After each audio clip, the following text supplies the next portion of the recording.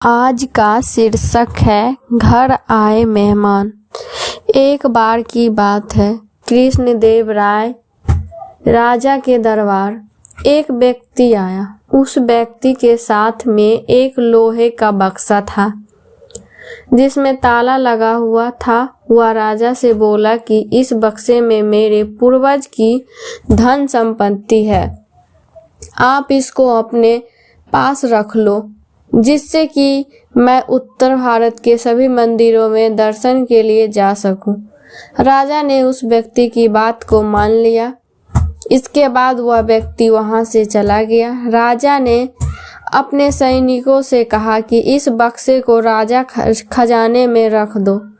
इस पर एक मंत्री बोला कि महाराज, राज खजाने में तो केवल शाही खजाना ही होना चाहिए, आप इसको अपने प्रिय सलाहकार तेनालीराम को दे दीजिए। राजा ने मंत्री की बात को मानकर बक्से को तेनालीराम को रखने के लिए दे दिया। जब तक वह व्यक्ति लौट कर नहीं आता, तेनालीराम ने बक्सा ले जाकर अपने घर में रख दिया। 6 महीने बाद वह व्यक्ति लौट कर आया और राजा से अपना बक्सा मांगने लगा। राजा ने तेनालीराम को बक्सा लाकर व्यक्ति को देने को बोला।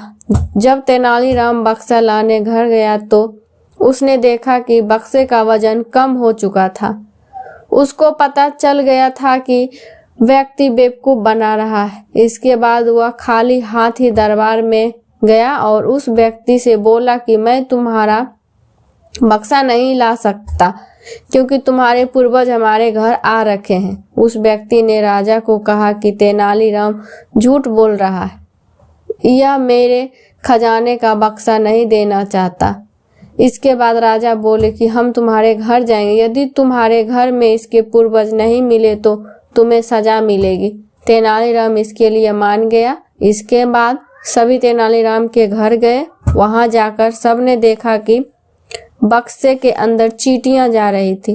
राजा ने बक्से को खोलने का आदेश दिया। जब बक्से को खोला गया तो उसमें चीनी भरी हुई थी। राजा ने उस व्यक्ति को कहा कि तुमने हमको बेवकूफ बनाने की कोशिश की। वह व्यक्ति बोला कि यह उसने एक मंत्री के कहने पर किया है जो तेनालीराम को फंसाकर उसे सजा दिलाना चाहता था। राजा ने उस व्यक्ति और मंत्री दोनों को जेल में डाल दिया। राजा ने तेनालीराम से पूछा, तुमको यह कैसे पता लगा कि बक्से में खजाना नहीं है? तेनालीराम ने कहा, मैं जब भी कभी देखता था तो उस बक्से के आसपास चींटियां ही नजर आती थी। अगर उसमें खजाना होता तो वहां चींटियां नजर नहीं आती, इसलिए मैंने चींटियों को उसके पूर्वज कहा। राजा ने तेनालीराम की बुद्धिमानी की तारीफ की। इस कहानी से हमें यह सीख मिलती है कि कभी किसी पे झूठा इल्जाम नहीं लगाना चाहिए। अगर आपको यह कहानी अच्छी लगी तो प्लीज़ मेरे चैनल को सब्सक्राइब करें, लाइक करें और कमेंट में हमें ज़रूर बताएं कि यह कहानी आपको कैसा लगा।